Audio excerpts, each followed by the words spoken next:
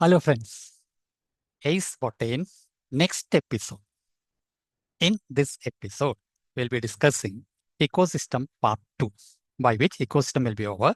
That means second year theory part will be over. So entire notes for second year will be there in YouTube, Ace Botane. Similarly, after this, we will be completing first year the chapter bioclassification that requires 4 or 5 episodes. It's a big chapter, theoretical chapter. So by that completion of it, you will be getting all the +1, +2 botany notes in YouTube with the 5 theory question, 5 NEET model question with the key for all episodes. Shorts question I am daily putting 2 or 1 question in the afternoon, means after around 12:30 to 1:30. Then after 8:30 to up to 10:30, 2 more questions. So that way 3 question theory you will be getting. And all this, please subscribe Ace Botane to get it. Thank you. We can proceed. So ecosystem 2. What all things we'll be discussing in this episode? For that, I will share the screen, so it will be convenient for you. You can also observe the notes. I think the screen came, so we can proceed. Ecosystem 2, there will be an introduction as usual, then energy flow, ecological pyramids, and 5 theory, NEET model question with the key. So we can start with the introduction. So for all ecosystem, all life activities, energy is a must. Energy is a must means energy flow is a basic requirement for ecosystem. Automatically from where the energy comes and how it is passed. What is the principle behind it? Which is the law connected with it? And what is meant by food chain? And what is meant by food web? How it is interconnected food chains? Importance of it. Then famous law, 10% law by Lindemann. And what are ecological pyramids? Use of it. All will be discussed in this episode, just an introduction. Now we can proceed to basic aspect in ecosystem, that is energy flow. So what is meant by the term energy flow? It is the movement of energy in a sequential manner flow. In a sequential manner, it is absolutely needed for maintaining ecosystem. I think first page is clear, so we can proceed to second page. So sequential manner in an ecosystem through a series of organisms. So through organism, that energy flow takes place. And automatically we should know which is the ultimate source of energy. Ultimate source of energy is normally supposed to be sun for all ecosystems. So for all ecosystems, normally ultimate source of energy is sun. There are one or very few exceptions for it. Typical example for energy source not depending on sun. That is famous one is deep sea hydrothermal ecosystem, deep sea. So where light will not be reaching there, so automatically chemosynthetic organism will be occupying there and light is not able to penetrate up to that depth. That is why hydrothermal ecosystem exception for sunlight energy. Now energy balance or energy balance, that's the next heading. See, of the incident solar radiation, incident total sunlight, incident solar radiation, less than 50% of it is called PAR, photosynthetically active radiations. And this is the effective light. We know that plants and photosynthetic bacteria, autotrophs, they are autotrophs. They can fix sun's radiant energy for what? To prepare food from simple inorganic materials. Plants capture only 2 to 10%, it is a question, 2 to 10% of the PAR. And this small amount of energy sustains the entire living world. So that energy is transferred. That is given in NCERT page number 209. I think it is clear. Now we can proceed to next page. So remember, normally organisms has to depend on producers because they are trapping sunlight energy and producing food. So they have to depend on producers either directly or indirectly. That production is basically coming from sun through producers. Thus, we can find that energy flow is from sun, it starts to producers, then goes up. So energy flow is unidirectional from sun to producers and then to consumers. NCERT number page number 209. It is clearly showing or clearly shows energy trap not remain permanently and completely in any particular organism. That has to move. It is dynamic. Now a small chart clearly explaining all this. Incident solar radiation, that is 100% energy. We can time being allot that data. Then more than 50%, right-hand side, you can find it is absorbed by gases, water vapor reflected by clouds, scattered by dust particles. So that part is lost. No one can utilize it. So remaining is less than 50%. And that is what called photosynthetic active radiation, PAR, less than 50%. And from that, captured in photosynthesis, that is gross primary productivity, 1 to 5% of the incident solar radiation, or we can say 2 to 10% of the PAR. from there, respiration loss will be there. That is 0.2 to 1% of total. From GPP, we can find net primary productivity. 0.2 to 1% we have to reduce. So 1 and 5 from that, that is 0.2 to 1%. So 0.8 and 4%. Up to that, net to primary productivity, NPP. I think idea you got. Equation wise, I given there. Now we can proceed to next page. Now comes unidirectional flow of energy from sun to producers and to consumers. So one direction only energy flows. It is keeping with the first law of thermodynamics. Two laws of thermodynamics acting here. And that statement is given in NCERT question. A question is given in page number 209. Is it keeping with the first law of thermodynamics? Which one? Unidirectional flow of energy from sun to producers and to consumers. No doubt it aligns with the first law of thermodynamics. So in physics, we maybe studied first law, second law, etc. of thermodynamics. Anyway, here, biological aspect, first law states that energy cannot be created or destroyed, only transformed. We can transform it. Now, there is another famous law. Second law states that energy transformation are not 100% efficient and some energy will be lost as heat, which is consistent with one-way flow of energy in ecosystem. I think both the laws, thermodynamics 1 and 2, how it is applicable in ecosystem. I think idea clear. Now, a representation given there from sun producers. Producers will be plants, so it will be consumed by herbivores normally. Herbivores will be consumed by carnivores. I think it is clear. We can proceed to next page. Now comes famous concept food chain and food web. What is meant by food chain? In this word, we can find two basic keywords: eating and being eaten process. What is the need for it? It is needed for transfer of food energy from producers to higher trophic levels. And it is done with the help of series of organisms. Each level or step in a food chain is called food. That is, each level or step in a food chain is called trophic level. Theory question, fill in the blanks. Question type, 1 mark theory question. Trophic level. Each level or step in a food chain is called trophic level. It will be more clear when we proceed further. So types of food chain. Different types of food chains are available. It includes 1. Grazing food chain. Short form is GFC. Otherwise, we can call it as predator food chain. Second is connected with the detritus. So detritus food chain, DFC, otherwise called saprophytic food chain. And third is parasitic chain, PFC. Auxiliary food chain, synonyms. Now comes grazing food chain. That is GFC, otherwise called predator food chain. So equation is, sun is the main source of energy, no doubt. Exception 1 only, remaining all sunlight. So plants will absorb it, so that is producers. Producers will be that leaf etc. taken by herbivores. That is why here diagram we can observe. And they will be consumed by next level. And finally, when they die, it is taken by decomposers. A simple representation. Now we can proceed to next aspect. Different levels are present, which include. So in this sequence, different levels are present. And what are they? How they operate, all this. Primary producers. Here you can find everything given there with the diagrams will be easy for you. That is why I'm first applying the notes. Primary producers, short form PP, they utilize light energy. That is how they are able to produce food. They are autotrophs. They form base of the food chain. So we can call them as trophic level 1, otherwise T1, capital T1. Now primary consumers, PC, they are mainly herbivores. They consume herbs or plants, consuming producers. So they form trophic level 2, otherwise called capital T2. Typical example, cow, deer, and zooplanktons. And now comes secondary consumers. Here you can find SC. They are mainly animals which usually consume herbivores. That means they are primary carnivores. That level itself is a question. So trophic level is 3, T3. Typical example is wolf and fishes. Now one more may be there. That is tertiary consumers, TC.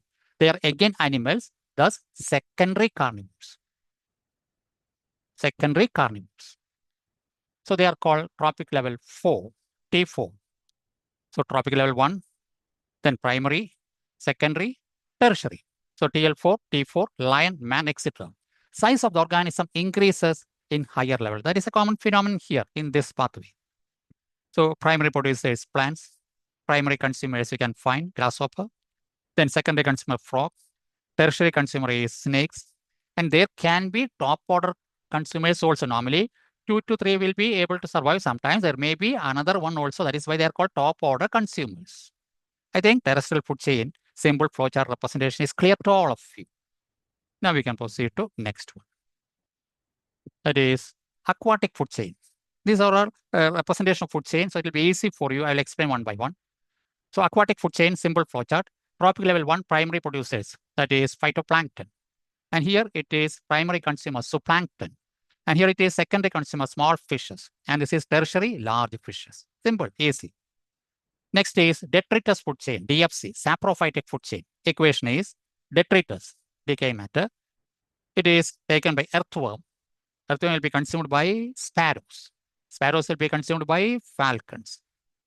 Now, parasitic food chain, PFC. Here DFC, etc., PFC, auxiliary food chain. Equation is starting with the tree.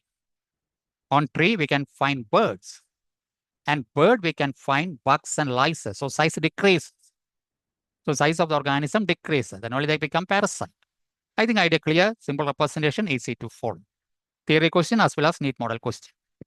Now GFC, grazing food chain is major conduit of energy flow in aquatic ecosystem, GFC.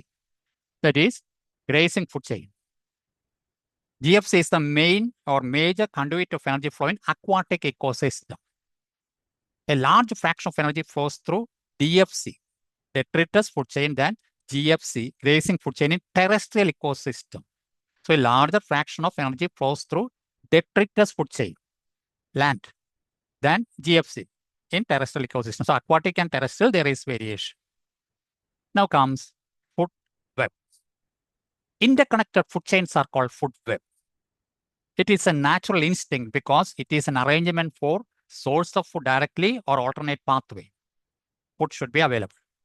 Food web may operate in different trophic levels. Food web gives stability to ecosystem. Now, typical example, jackals can be both carnivores and scavengers. Exam question. When sparrow consumes seeds, then it is primary consumer. It can be secondary consumer when it consumes worms and insects. So this way variation can be possible. I think jackal and sparrow, it is clear, previous question. Now comes a famous law concerned with energy transfer. It is called 10% law. That is mainly dealing with the transfer of energy. It was proposed by Raymond Lindman in 1942. Here is important, scientist is important, name of the law is important. And what is this 10% law in energy transfer? There is nothing in the sense, easy. Only 10% of energy is transferred to each trophic level from lower trophic level. Only maximum 10% energy normally transferred. It's an average value 10%. Now, different tables from NCERT given. Different trophic levels, organisms table is important, NCERT. And here I mentioned how that energy transfer. So from producer, just imagine 1000 kilocals. Then herbivores, they are primary consumers. There will be 10% consumption, that is 100 kilocals. Then carnivore, secondary consumer, that is 10 kilocals. And carnivore 2, tertiary consumer, it will become 1 kilocal. Now for another level is there, energy will be very low. So that is why 2 to 3 trophic level is better for surviving ecosystem, or efficiency will be maintained. More means, more tropical means energy will be lesser and least. I think idea clear. This table important. Organism, try to remember NCERT. Now we can proceed to next page. In an expanded manner, it means when the producers are consumed by next trophic level, plants taken by herbivores, about 10% of energy is fixed into animal flesh from the food consumed by herbivore. 90% energy is lost by various other processes. That includes maintenance of body heat, respiration, etc. Thus, available energy become 10%. That is how the law called 10% law. It's another NCERT diagram. Try to explain all this. Now, we can proceed to next page. Thus, we can find an efficient ecosystem normally have 2 to 3 trophic levels. Beyond that, energy available will be very less because only 10% will be transferred. And there will be also respiratory loss. Gradually increases from producer to top carnivore level. So energy will be very less when we go higher and higher trophic levels. Now comes standing state and standing crop. Standing state means it is the quantity of all the inorganic substances that is present in ecosystem, or unit area per time. So space and time. Standing crop means quantity of living material present in different trophic level at a given time. So time should be specified, area should be specified in all this case, like census. Normally, it is expressed as the number or biomass of organism per unit area. So these two are theory question, standing state and standing crop, and NEET model question also. Now comes the term biomass. What is meant by biomass? STP we studied still. Biomass means expressed in either fresh or dry weight. Dry weight is more preferred to minimize seasonal moisture differences in weight. I think idea clear why dry weight is preferred more.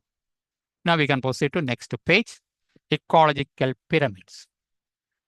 So when we come to ecological pyramids, important one. So what is meant by ecological pyramids? Who is the scientist? Why the name, etc. So two photographs I shown there. The name pyramid came due to its shape. Shape we can find here, like a pyramid. Normally, bottom part is with the broad base, and when we come to upwards, it will be pointed. That is towards the tip. And ecological pyramids are connected with the famous scientist Charles Elton, 1927. Hence, it is called Eltonian pyramid. Such a name also available to respect that famous scientist Charles Elton. And what is this ecological pyramid? It is a graphic representation of various ecological parameters, which mainly include pyramids of number of individuals, pyramid of biomass, pyramid of energy at different trophic levels. It is usually starts from base of the pyramid. Now comes pyramid of number. Shape is normally upright. That is, this way it will be appearing. Bottom will be broad. In majority ecosystem, number of producers will be maximum. Since 10% of law is applicable, so producers can support consumer level that way. Lesser herbivores. So producers, they can support lesser herbivores, followed by lesser carnivores, followed by least top carnivore. So when we go to higher and higher, trophic level energy will be least. So maximum should be producers. That is the principle. I think idea clear. And this is famous NCERT representation. And remember these values. So here, producers, huge number. And when we come to tertiary consumer, you can find it is 3. See the difference. Huge number here, reduce, it is single digit. So this way they can ask if they want because NCERT diagram. Now, pyramid of number, normally upright, there can be inverted also, there can be spindle shaped also. So inverted here I shown, that is when we take tree ecosystem, single tree, where we can find herbivores, birds, many. On birds, we can find parasite. Parasite will be more. So number from a single producer, more birds, and huge number of parasites. So it is become inverted. And now spindle, starting with the tree. On tree, we can find herbivorous birds. And on the same tree, we can find hawk. That will be very limited in number. So shape becomes spindle. I think idea clear. So probable question. Now we can proceed to next pyramid. Next is pyramid of biomass. Again, it is normally upright. Biomass means the amount of living matter. It is normally expressed in weight at a particular trophic level in a given time. Again, this one clearly shows biomass values you can check. Producer 809, tertiary level 1.5, dry weight, etc. Now there is an inverted pyramid here also. It's an important question. Inverted pyramids of biomass, small standing crops of phytoplankton. Here we can find phytoplankton will be less. Support the large standing crop of zooplankton. So it is possible. This number is less, this is more. So your lifespan will be less, more and more generations will be produced. That is how it can produce. It can support more number of zooplankton, even though phytoplankton will be less. This nature is a technique. I think idea clear how it is able to manage. Now we can proceed to next page. Pyramid of energy.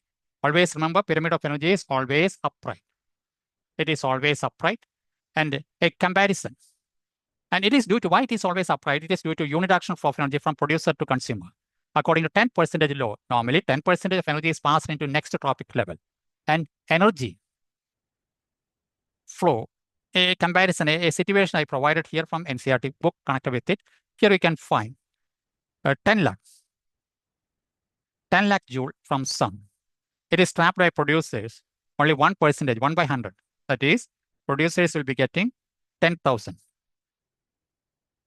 So 10 lakh to 10,000.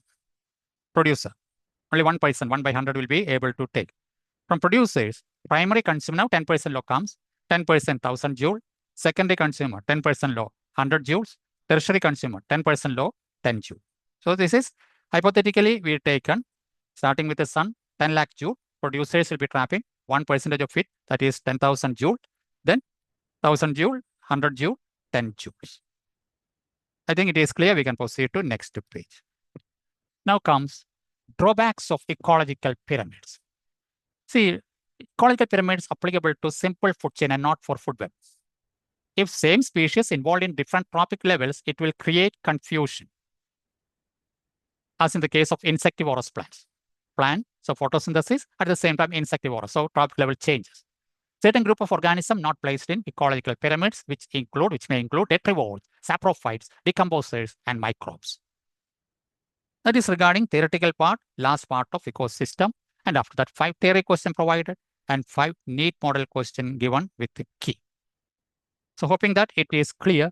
So what all things we discuss in this episode, the big one. So anyway, able to complete by second episode. As usual, there will be an introduction.